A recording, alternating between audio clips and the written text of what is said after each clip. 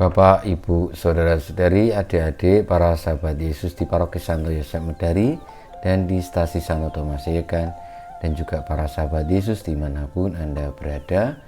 Marilah kembali kita belajar ilmu sejati pada hari Rabu tanggal 14 April tahun 2021, hari biasa pekan kedua Paskah. Marilah kita mengawali belajar ilmu sejati kita dengan berdoa. Dalam nama Bapa, Putra, dan Roh Kudus. Amin. Allah Bapa pencipta manusia, tiap tahun kami memperingati misteri kudus yang memulihkan martabat manusia dan memberikan harapan akan kebangkitan. Dengan rendah hati kami mohon, semoga misteri Paskah yang kini kami rayakan dalam iman, kelak kami rayakan dalam cinta kasih abadi, dengan pengantaraan Yesus Kristus Putramu Tuhan kami, yang bersama dengan Dikau dalam persatuan dengan Roh Kudus hidup dan berkuasa, Allah sepanjang segala masa.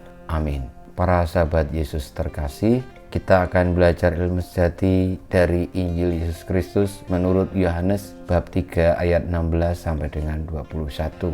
Dalam percakapannya dengan Nikodemus, Yesus berkata, "Begitu besar kasih Allah akan dunia ini, sehingga Ia telah mengaruniakan anaknya yang tunggal, supaya setiap orang yang percaya kepadanya tidak binasa, melainkan beroleh hidup yang kekal. Sebab Allah mengutus anaknya ke dalam dunia bukan untuk menghakimi dunia, melainkan untuk menyelamatkannya.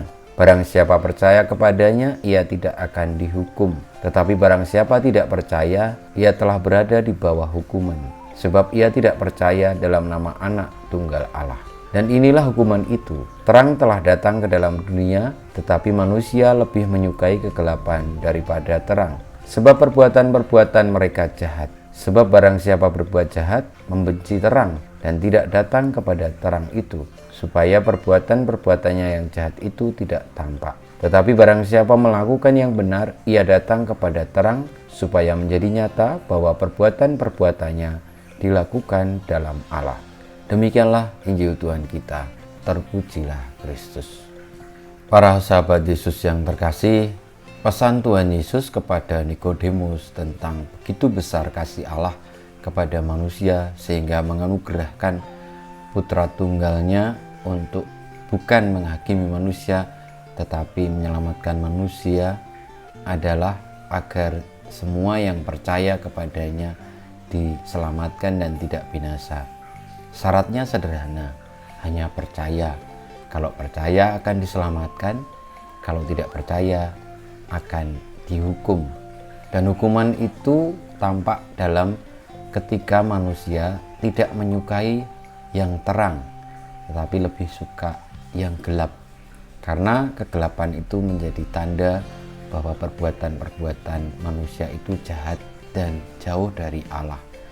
Kenapa memangnya? Karena perbuatan-perbuatan jahat pasti dilakukan agar tidak diketahui orang lain, maka dibuat gelap atau di dalam gelap.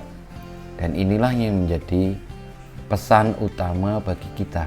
Ketika kita menjadi orang percaya, tentu kita akan senantiasa terarah kepada terang, dan hidup kita juga menjadi terang bagi yang lain, menjadi solusi ketika ada persoalan, menjadi pendamai ketika ada di situ percekcokan, dan membawa kesejahteraan ketika di situ ada penderitaan.